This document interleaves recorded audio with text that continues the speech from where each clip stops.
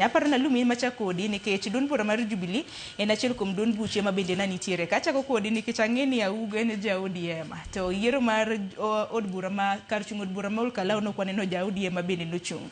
Thuolo mar namba mokwongo en ja DCP 35,440. Thuolo mar ariyo en ja UDA 5,450. Thuolo mar adek en ja Jubilee Wilson Kigwa 198. To gimomiyo nachako kodi nikech in ja Jubilee to bende ja od bura ma bende nowito ngimane mano David Kiarao bende noyier koda Jubilee. Di bende Jubilee nokutimo kampeni motegno kosenene e yo machal nade? Erokamano ahinya Sharon. Mokwongo mondo mi aket ne jowinjo ni yiero ma Olkalau kata yiero madundo ma Olkalau ne en yiero mane nitie gi a lot of vested interests. Kendo wan kaka Jubilee Party kendo kaka United Opposition nwabedo gi a lot of negotiations towards tok tho mar Kiaraho.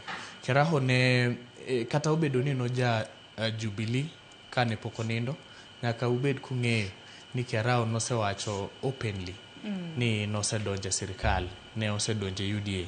Mana kaka nitiere jood bura mang'eny manie chama mopogore opogore, lakini ginyalo towards seche magine e ndalo mag tich ginyalo shift allegiance gidhi e od buche mopogore opogore.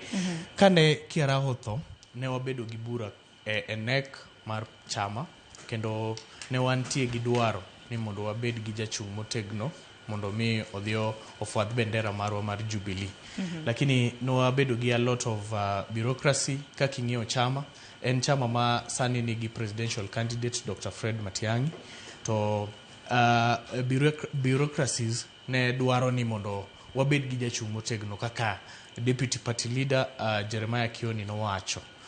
Lakini kane ndalo mane pod wamon kata wayuago Kiaraho, nwabedo gi a lot of issues Olkalau. Mano chuno kata jatendwa Dr. Fred Matiang'i nokochopo e liel kata e liel mane otimore Olkalau. Kani neno ne okochopo kono. Koro mago gi a lot of issues mane ma personal within the region. Ne waamua ni kata obedo ni ne wadhi chungo ng'atno, kata wanyalo yudo jachung' nikech nitie ji mang'eny manobiro kane dwaro otiko mar chama.